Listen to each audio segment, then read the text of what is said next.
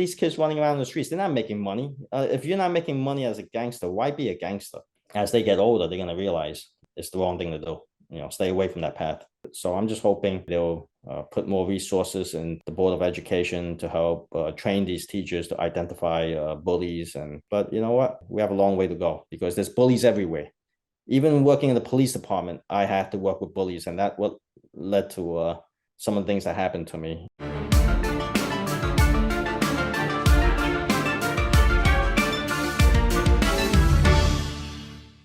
Okay, Mike, thank you again for talking to me.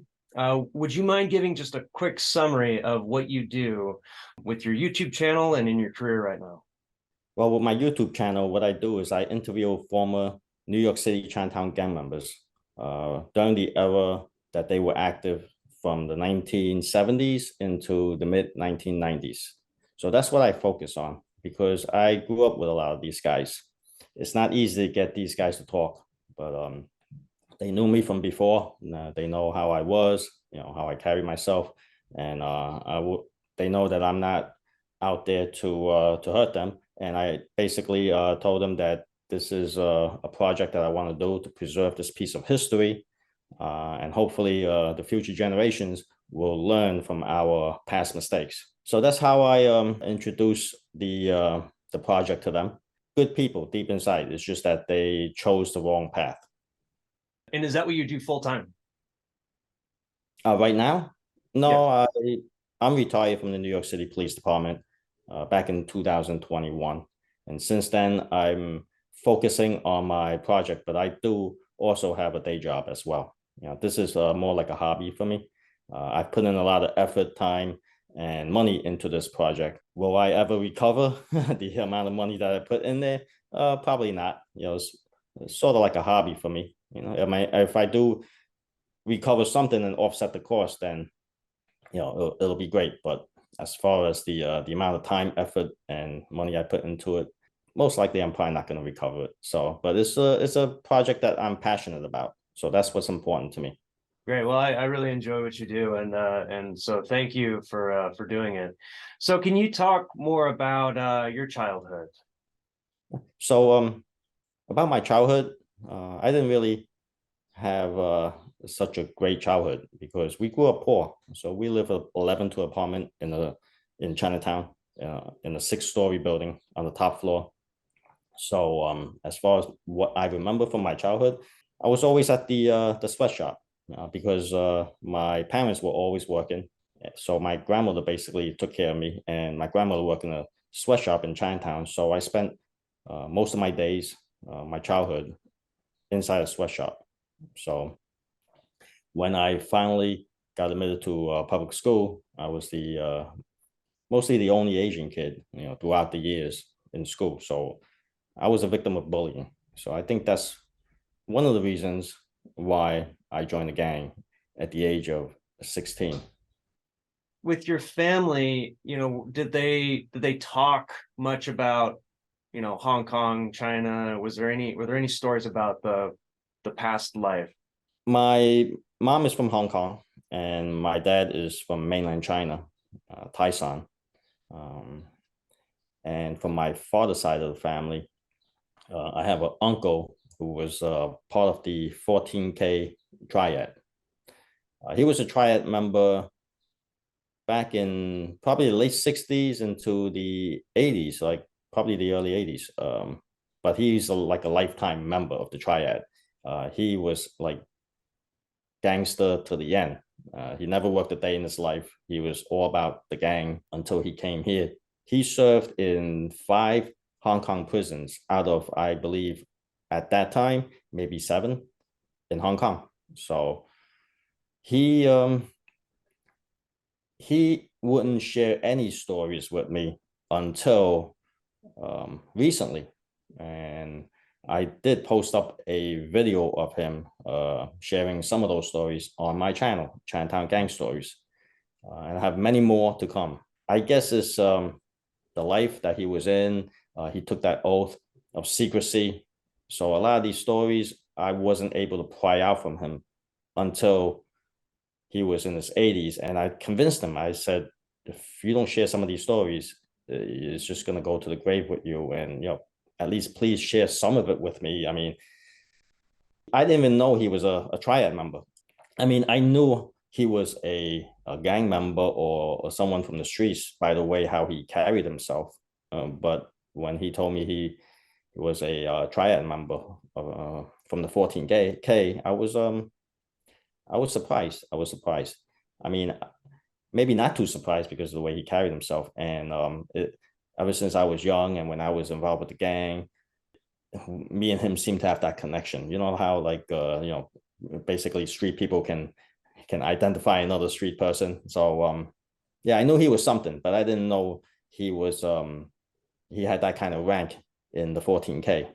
And yeah, I was surprised. I was surprised. So he did share some of those stories with me. I know that he was holding back on a lot of things, but I'm just glad to have what I'm able to share with the world about the 14K, because not many people would even talk about it. Especially if you're a member.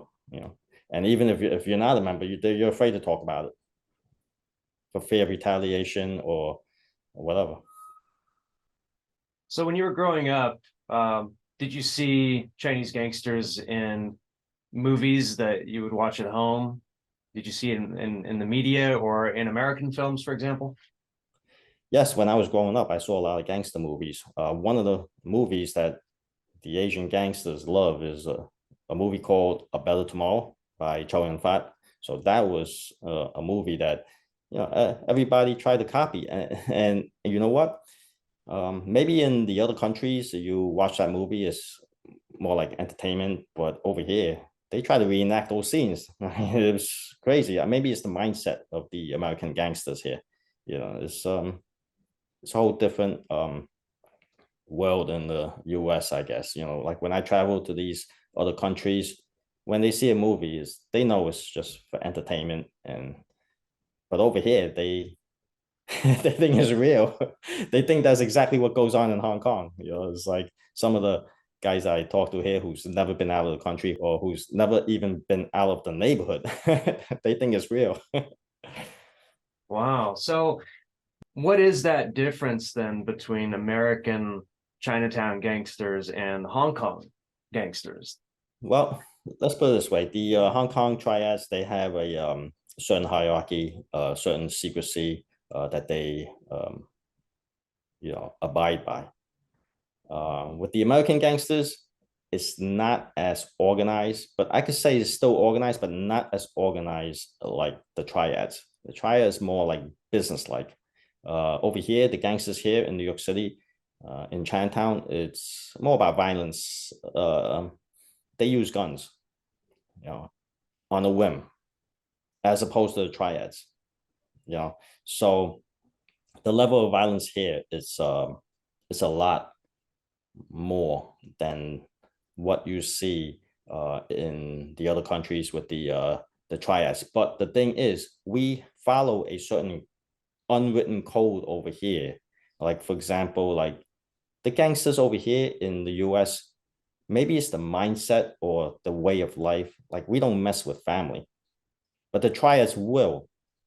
So in New York, we have beef with another opposing gang, like the Flying Dragons and the Ghost Shadows, and we're not gonna go kill your family. As opposed to the triads, they will go after your family and kill your family.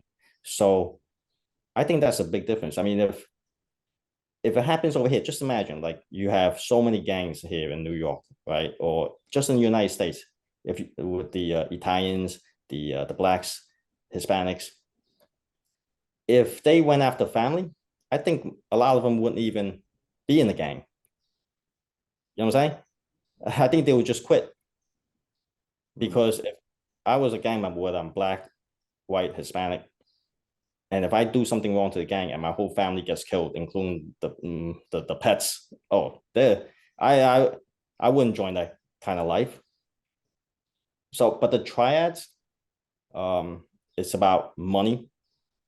If you interfere with their operation and it costs them money, your family is gonna go if they can't find you.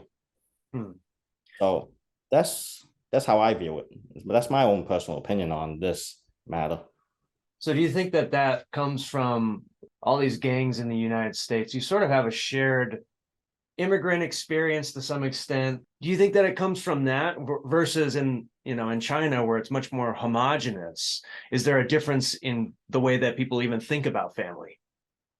Well, over here in the US, when the immigrants come over to the US, that's all they have to rely on is the community and the family.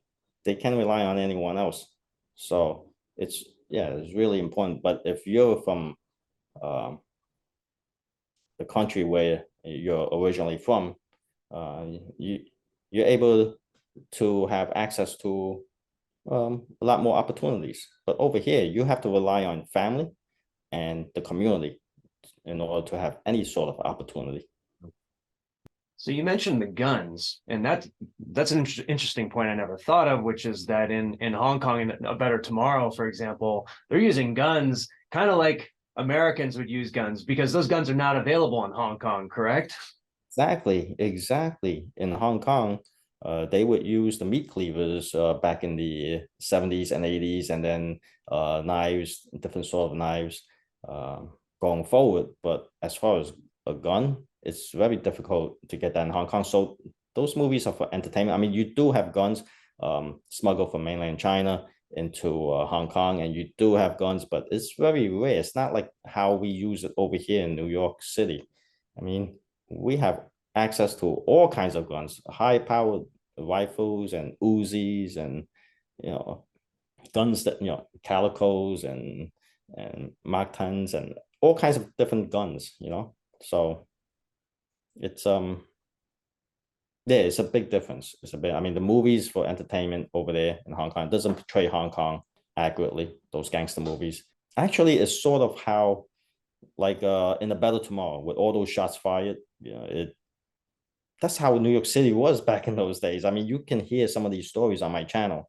How many bullets were fired into the Dong On gambling house and during the shootout at the cemetery? You're talking about hundreds, you know, firing bullets just flying back and forth. And yeah, they try to imitate that movie, just like how the Italians, when they see the movie The Godfather, you know, they they loved it. A lot of the Italian mobsters, you know, you hear on the channel, they loved it. Just like how the Asian gangsters, they love that movie A Better Tomorrow. That's what they try to imitate, and they did back in the 80s. They actually tried to imitate it. Do you think that there might have been some cross-pollination here where the Hong Kong film directors and the action designers were taking inspiration from American Chinatown gangs? Of course, because they're linked to the Chinatown gangs. The Sun On, the 14K, all these triads, in one way or another, they're linked to a gang in Chinatown. So the Sun On was linked to the Dong On gang. The 14K was linked to the Ghost Shadows gang. And the triads have a grip on the entertainment industry in Hong Kong. So when they need to do a film here in New York, they have to contact the Tong Association over here in New York, and the Tong Association would contact the gang and get permission from the gang in New York for them to film. So for them to even start filming.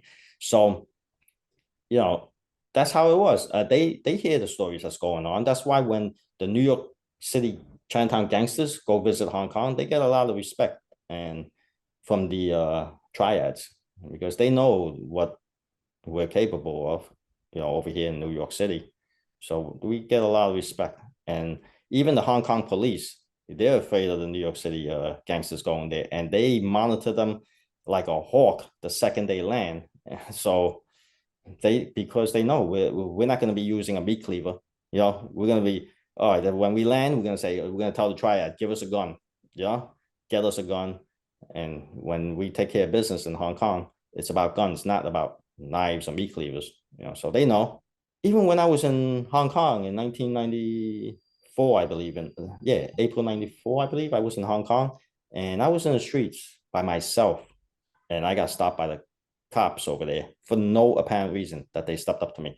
maybe it's because of the fact that they saw my tattoos, and during that time, if you have a tattoo, you're labeled as a triad member or a gangster.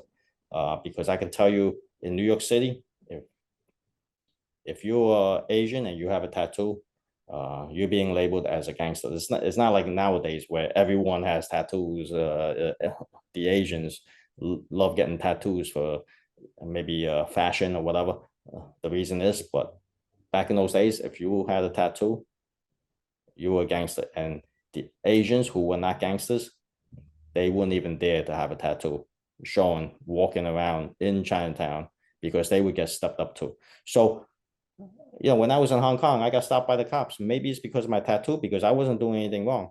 So they questioned me what I was doing there, and the whole 9 yards.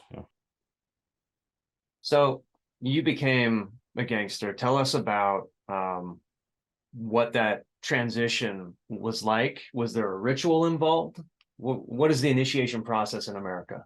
The initiation process in the US, over here in New York City, Chinatown, back in the early days, I guess going from what I know, based on what I know from the 70s into the mid 90s. I would say the initiation process probably died out around the mid 90s. They imitate the same initiation process as the Triad, but not as glamorous and not as deep. Okay, it's basically the generic version of the ritual.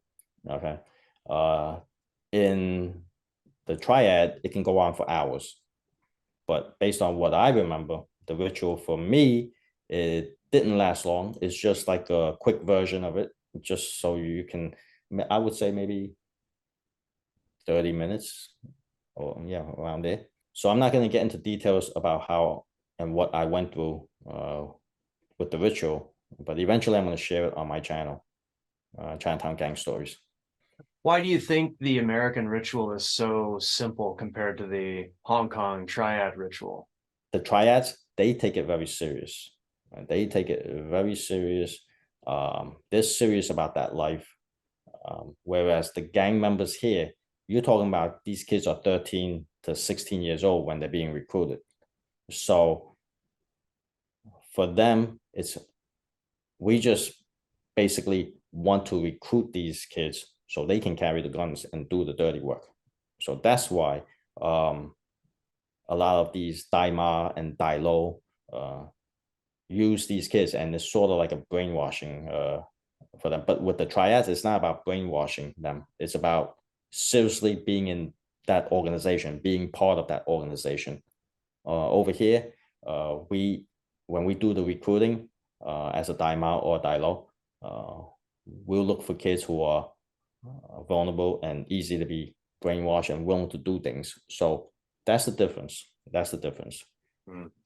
So from what I understand, correct me if I'm wrong, the Triad initiation has a lot of history to it.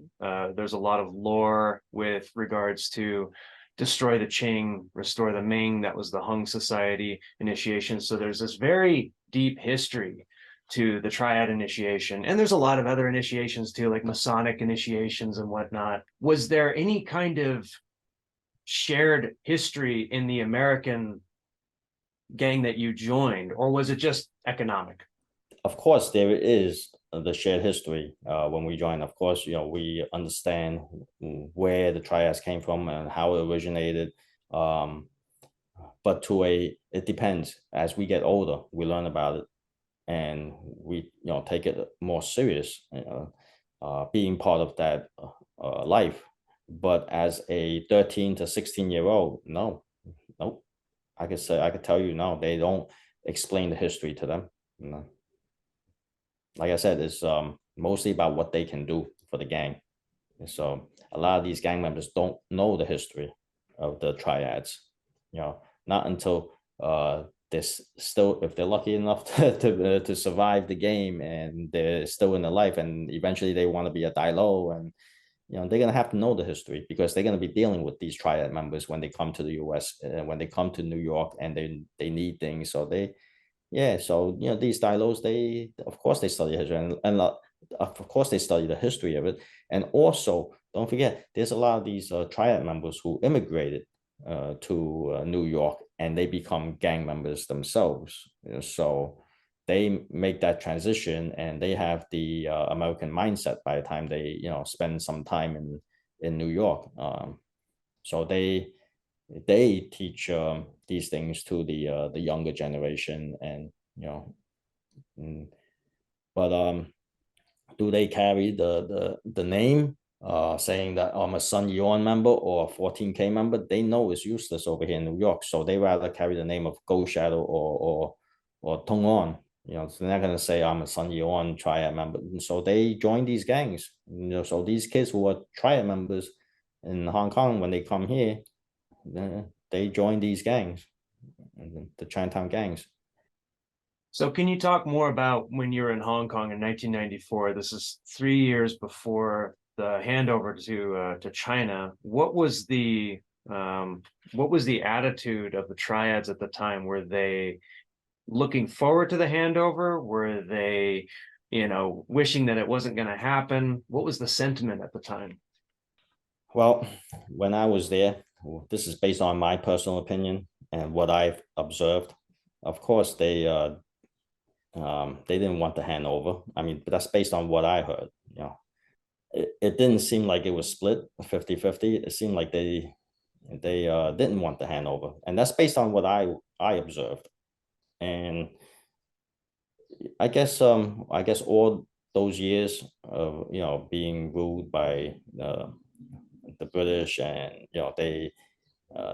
they had all the positions and in the top levels of in the government. And I mean, what I saw is, which left a bad taste in my mouth, was I walked into a hotel, and I expected uh, to get treated as as a customer, just walking into a hotel in a hotel lobby. And I walk up to the front desk to check in, and meanwhile, a white person walked in behind me, and they all scrambled to help the white person, but not me. So I'm like thinking, where I'm in the country where is Chinese people who look like me and talk like me, but they scurried and hurriedly ran over to the person behind me to serve him. But what about me?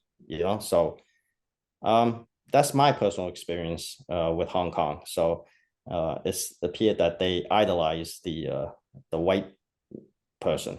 It seems like that was probably kind of an ambivalent relationship where on the one hand, you have relative freedom in Hong Kong for the Triads compared to in mainland China. But on the other hand, you now have this sort of new foreigner that sort of rekindles this animosity against the Qing, for example. Do you think that the Triads, they just had a new enemy that they could pick with the British now? Well, let's put it this way. The Triad is about money. They'll go where the money is. I'll tell you that right now. But the Chinatown gangs, they're not as money driven as the Triads. Let's put it that way. They're more about sticking up for each other, not getting bullied by the other people over here in the US, by the other ethnic groups. That's why they join the gangs. Because you see a lot of these gangs in the West Coast, East Coast. They're not making a lot of money.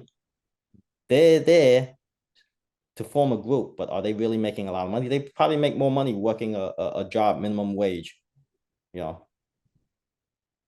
but they want to be part of something. They want to be part of a brotherhood. But you said that the Chinatown gangs did make enough money for a police officer to find a reason.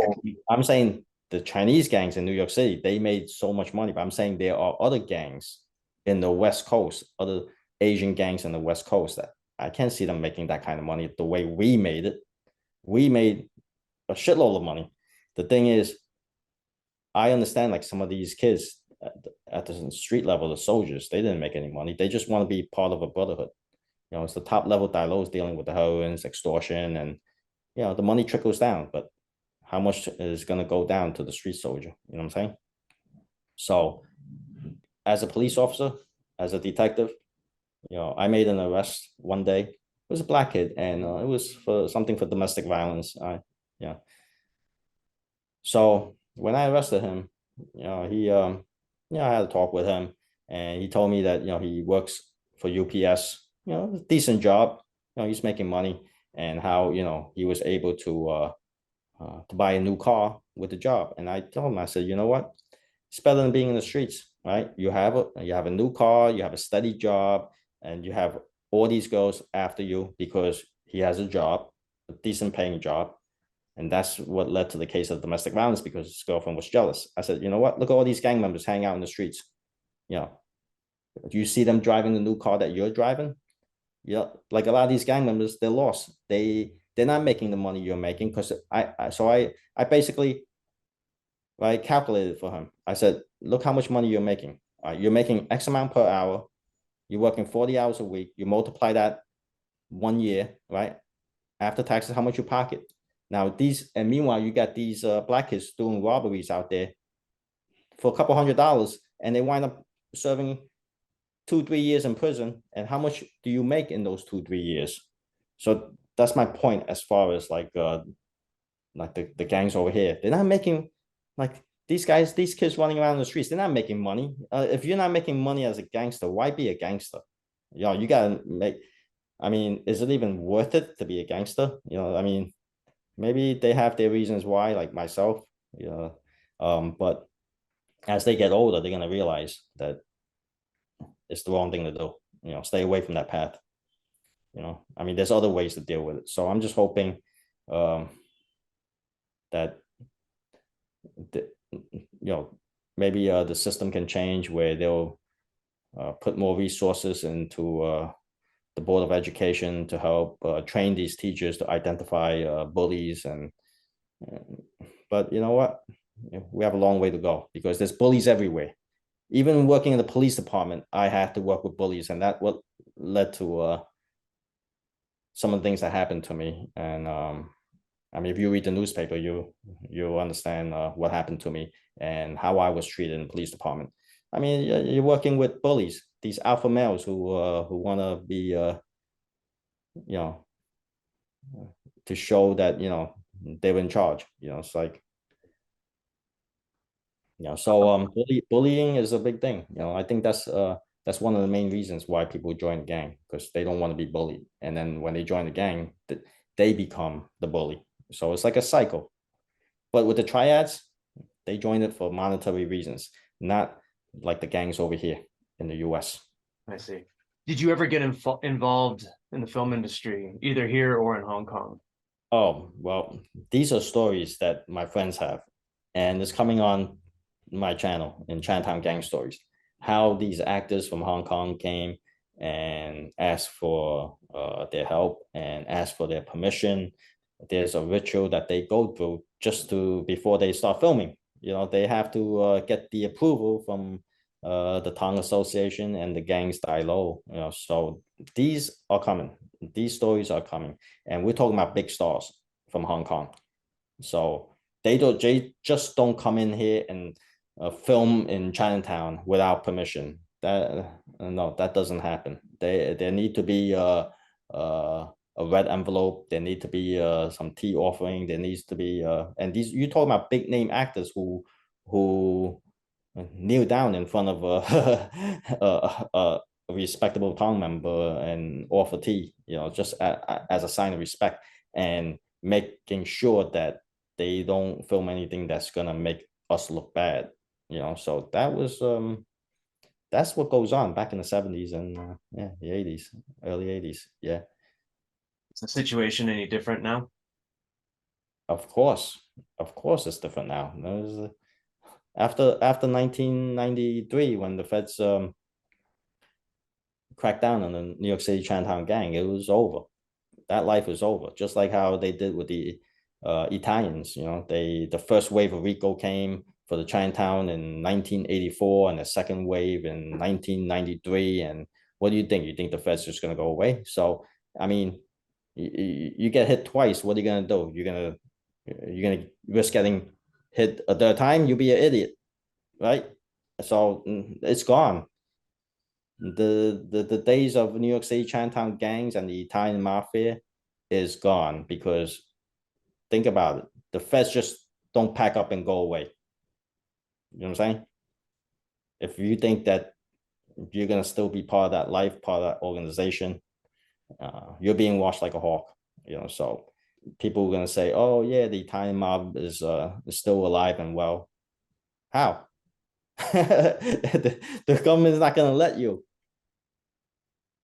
You know, just like Flying Dragons Ghost, it's gone. That's a piece of history, and it's never coming back. How is it going to come back? So what inspired you to become a police officer? Well, there's several reasons why I became a police officer, and one of them was I was following the story of Stephen McDonald, and Stephen McDonald was a police officer who was shot, and he was left as a quadriplegic. And me, growing up in New York City, Chinatown, watching the Shaw Brothers movies back in the 70s, it was all about revenge. So when I followed Stephen McDonald's story, and he forgave the kid who shot him, and that was like, I couldn't understand. I couldn't grasp at that in my mind, like why he would forgive a person who shot him and left him quadriplegic. Because the movies that I grew up with, it was all about revenge. It doesn't matter how long, whether it's months, years, even the next generation, it's all about revenge. So eventually I followed the case. It went on for years, and then he made a statement that the kid was product of his environment, and that's why he forgave him. And I was too young to understand those words, so I like picked apart the words, dissected it, and it was in my mind all those years, like, you know, what did those words mean, and how can it apply to me? Maybe it applies to me. So I did a lot of self-reflection over the years, but I still wasn't mature enough to understand it, to see it. You know, I was like a frog living in a well, you know, or I didn't see what's the bigger picture, right? So as I got older, yeah, I did a lot of bad things, but I also did good things. And I felt that doing good things felt just as good as doing the bad things. And I saw Stephen McDonald as being the good guy. So I'm like, you know what? I see my friends getting locked up. I see my friends getting killed. And I'm like, maybe I'm a product of my environment, and I need to get out in order to, you know, do better, make that change, and be the good person instead of the bad.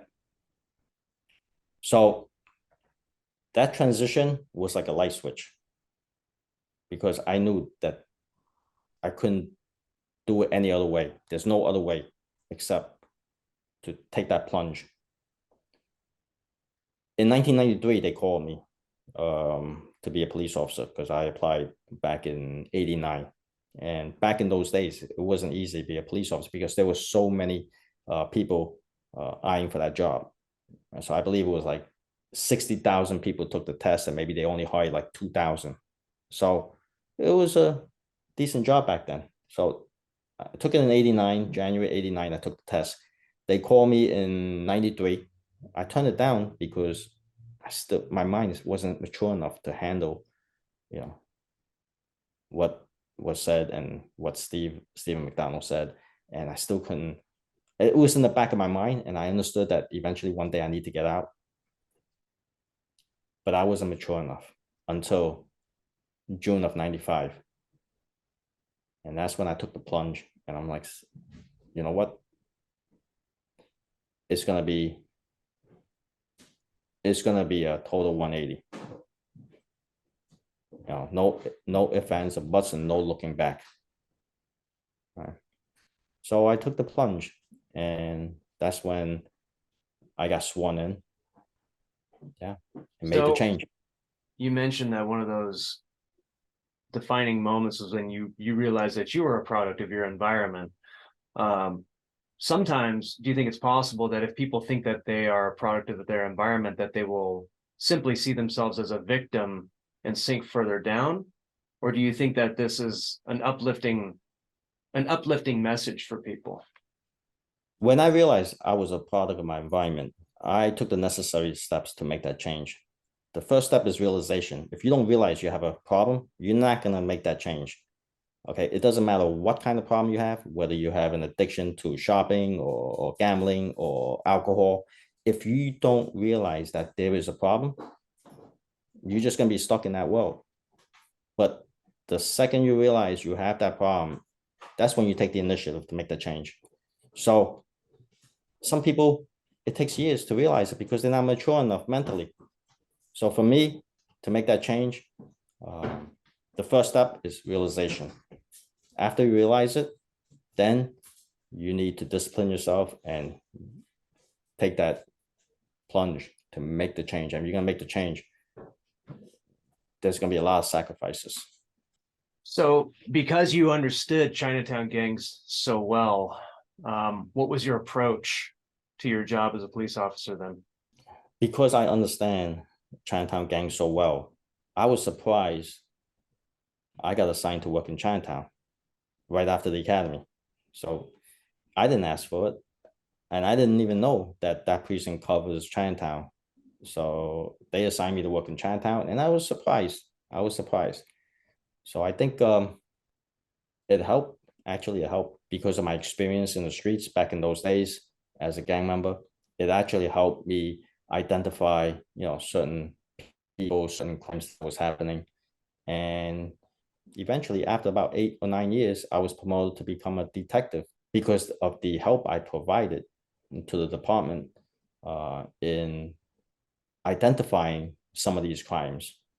So I'm not going to get into it now, but there was a second wave of criminals that tried to take over Chinatown because after the first wave, remember what I said in 1993, the feds got rounded up Chinatown gangs as we know it. Then you had a second wave come in of the new immigrants who tried to take over Chinatown, and they dominated the dollar van business and the bus transportation out of state business. And I was able to assist in that type of investigation. And there were some other stabbings and shootings that went on. And then they offered me to be in the Asian gang task force that they wanted to create and put me as an undercover. But I turned that down pretty quickly because of my past that they didn't know about. We'll discuss that one day, another time. Yeah. So yeah, there was a lot of because people knew me from the past. They thought I was like a so-called stand-up guy, or I was easily approachable to be bribed, and so a lot of money was offered to me, came my way as in terms of bribes and whatnot. But those stories will come later on. So yes, and I did run into rivals while I was in uniform and former gangmates, and I was also tasked as a detective to arrest some of these guys that I once ran the streets with. So all these stories will be coming later on. Wow. Okay. It's very dramatic, and it also seems very frightening for you to go in a uniform now into your old stomping grounds. What was it? What was the feeling? I mean, you know the potential for violence with these guys. There was a lot of unknowns back then. So I'm the type of person who don't mind facing the unknown. Okay, so whatever comes my way, if I'm able to survive the streets back then, I'm able to survive anything. So that was your proving grounds. Yeah. Some people fear the unknown. When those people fear the unknown, it holds them back from doing certain things. We talked briefly about gangster films influencing Chinatown gangs. Now that you've spent time as a gangster and as a police officer, what films do you think portray Chinese gangs accurately? What films do I think portray Chinese gangs accurately? Now, that's a subject.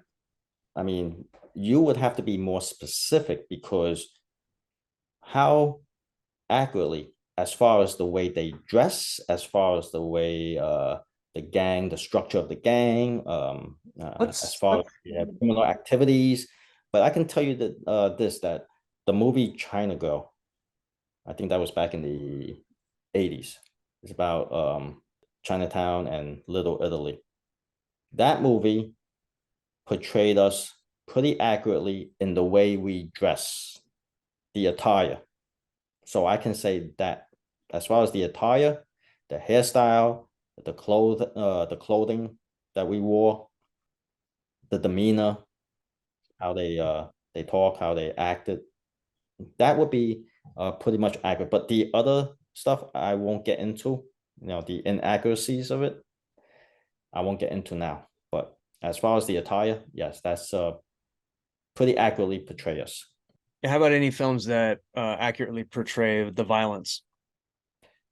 As far as the films that accurately portray the violence, I would say they underplayed it.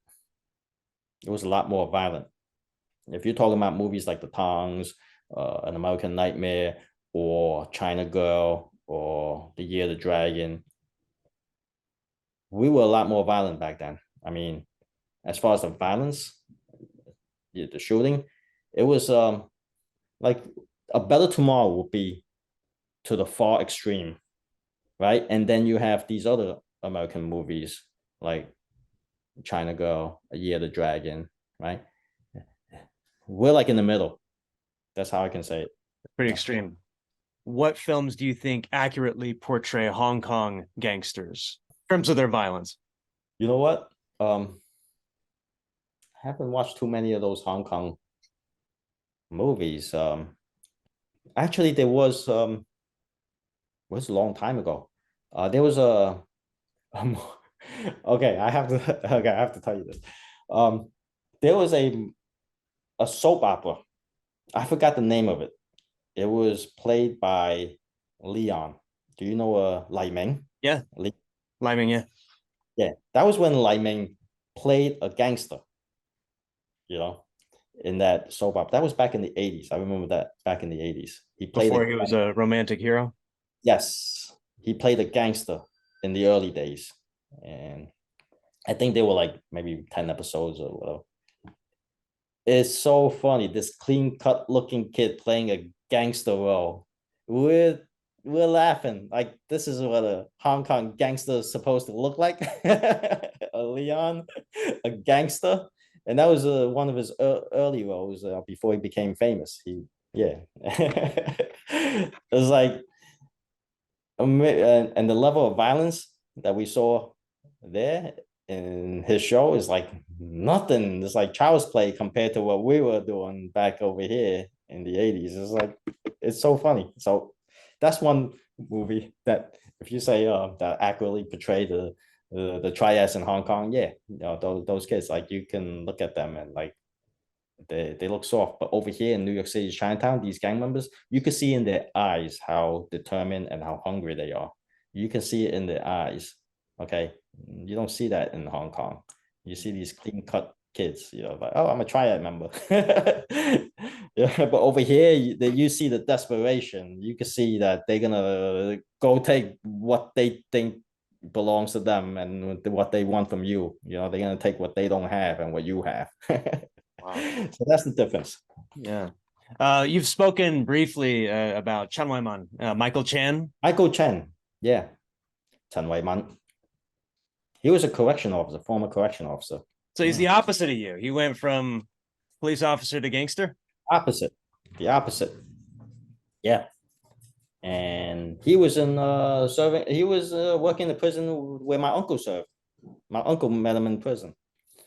Yeah, and my uncle has some stories that I'll release one day about Chan Wai Man. Remember, my uncle was the enforcer for the 14K. So he was one of the OGs, the original member before Chan Wai Man was even part of the 14K. So one day I'll tell you that story. It's gonna be actually my uncle tells that story. Yeah, he paid him a visit. Let's put it that way. I have one more question. Because I work in the action film industry. A lot of my audience, they do action films. What responsibility do you think films have regarding violence? Like, how influential are these films, these violent films, and what is your advice to action filmmakers? My advice to action filmmakers: film whatever you want, whatever level of violence you want. Okay, because it's it's all up to the individual. Like I said, back in the other countries, over here in New York, they want to imitate it. Like in the US, it's a different mindset over here in the US. Okay. But in the other countries, if you go to Germany and they see an action film like A Bell Tomorrow with all those bullets being fired, they know it's for entertainment purposes. They're not going to try to imitate it. You understand? But over here in US, maybe it's a violent culture here in the US or whatever it is. But that's what we need to work on. These filmmakers should film whatever they want.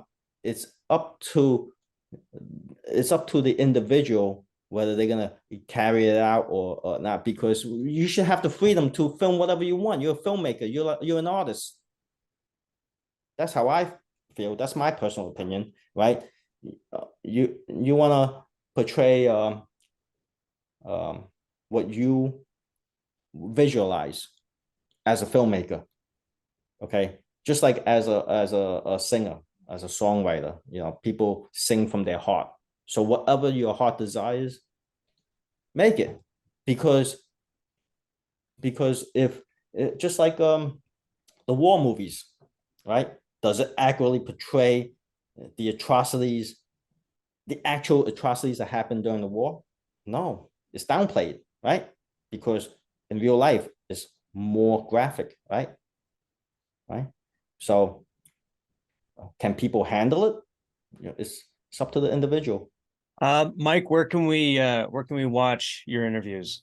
There is none so far. I guess when my book comes out, I'm working on the book right now. When it comes out, then I'm gonna be giving detailed interviews on what happened during my life as a gang member and as a police officer.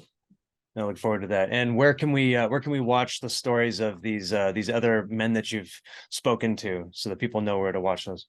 It's coming on Chinatown Gang Stories. I have plenty of videos on Chinatown Gang Stories.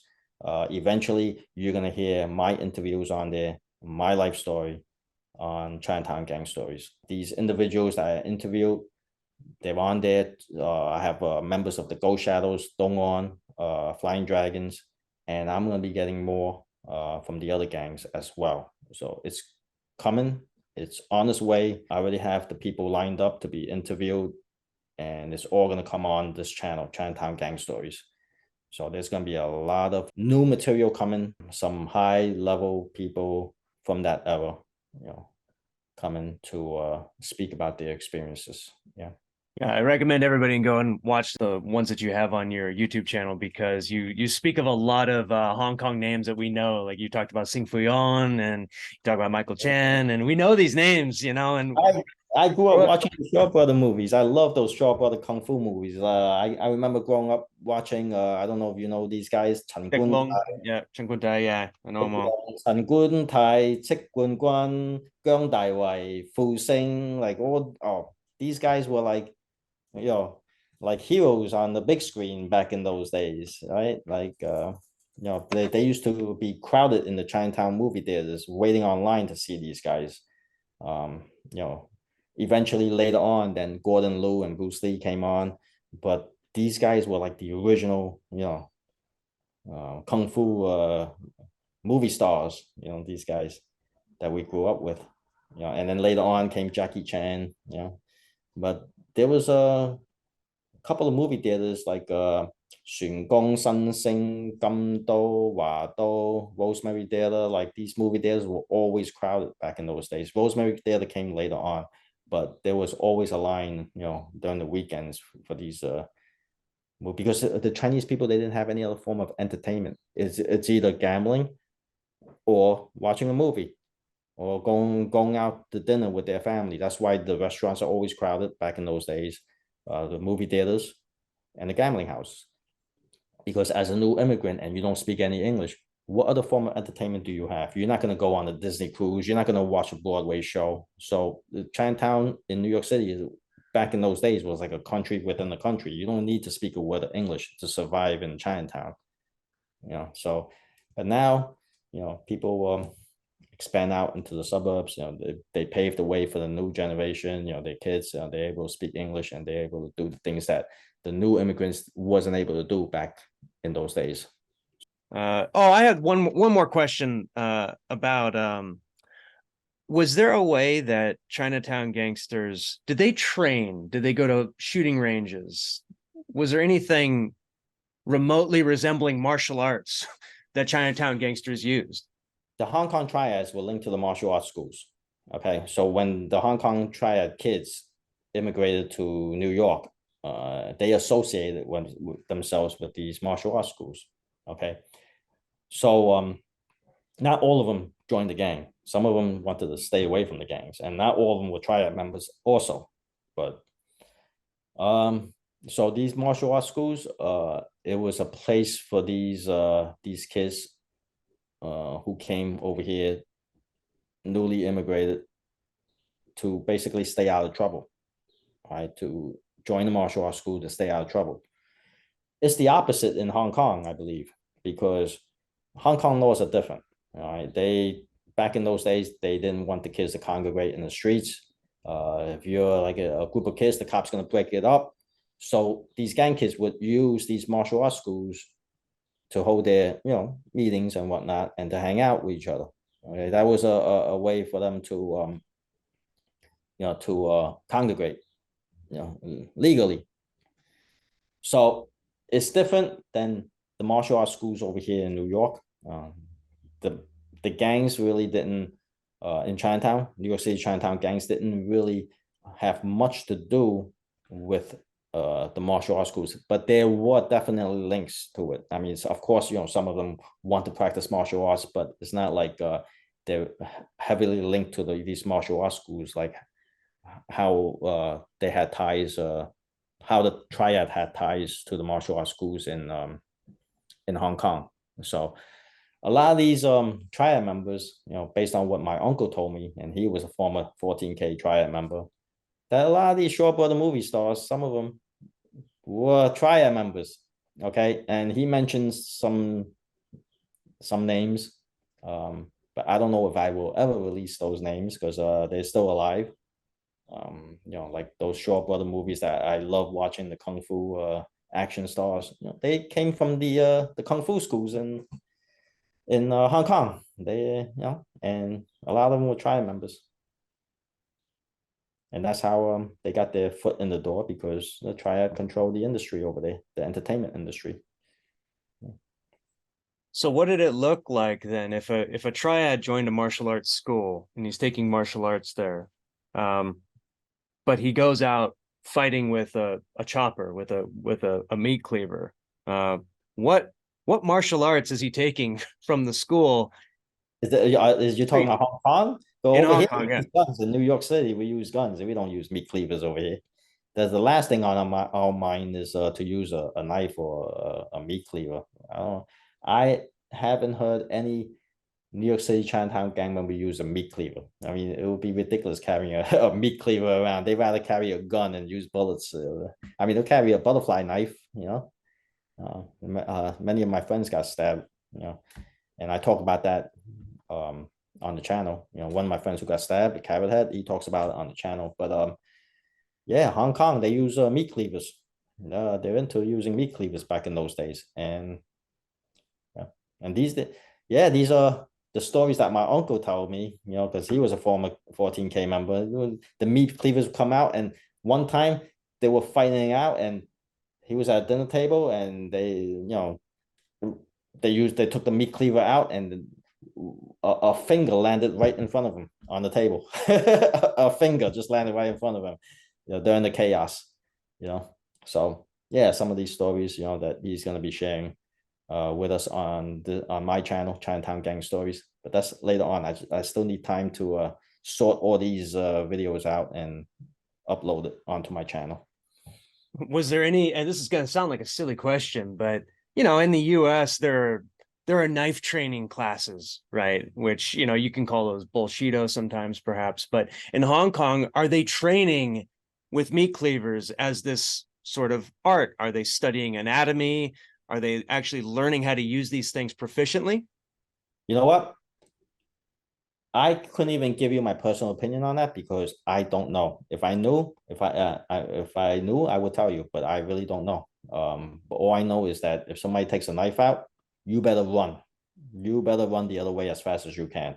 And that's what I was trained in the police academy, because for someone to close the distance with a knife is so fast that you probably wouldn't even have time to pull out your gun, depending on how close they are to you. And we've done training in the police academy where the guy is standing really far away and you're thinking that you're able to pull out your gun, but the person can close the distance with you so fast that you didn't even have time to pull out your gun. So it doesn't matter if you have a gun on you. You see a knife come out, you better start running the other way and maintain that distance.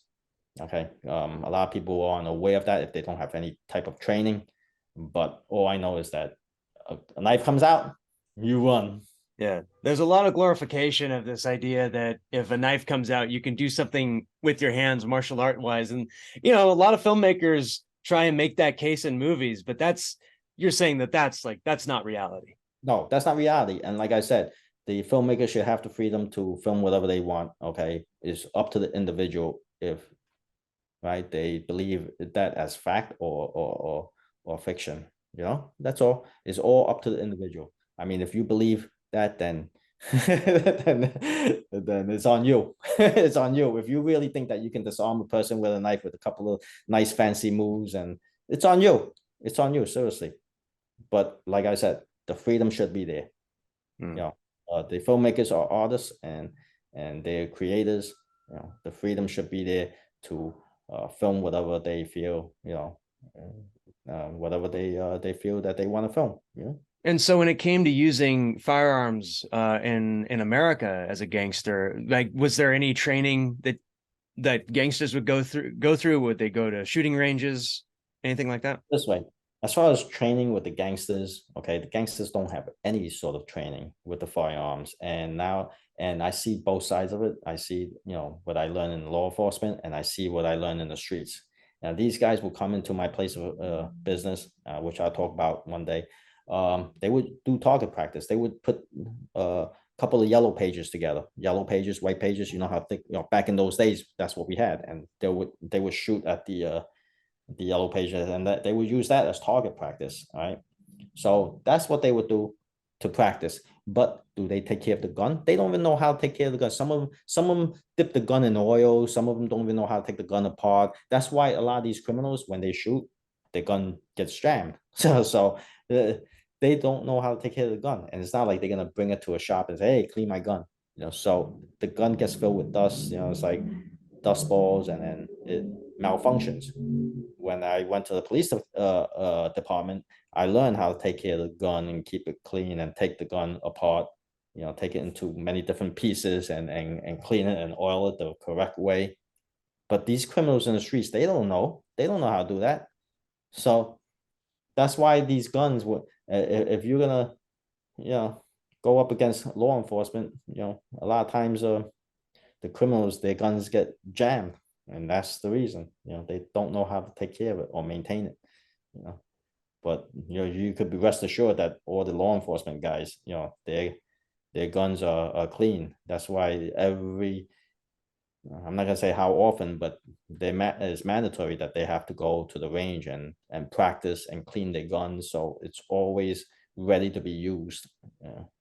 Mike, this has been very informative. Thank you for your time. I'll put links to your channel, as well as some videos where you guys talk about some of these Hong Kong actors. There's a hilarious one about Sing Fu Yon that I love, that Big Head talked about. So because we all know these guys, and so hearing these behind the scenes stories are really great. So thank you again. There's a lot more behind the scenes stories coming your way from Big Head. Look forward to it. Okay, thank you. All right, thanks, Mike. Bye. Bye-bye. Action Talks is available on YouTube, iTunes, and Spotify. Join my Telegram at t.me/Eric Jacobus. You can check out my studio at superalloyinteractive.com. My website and blog is at ericjacobus.com, and be sure to subscribe. Thank you.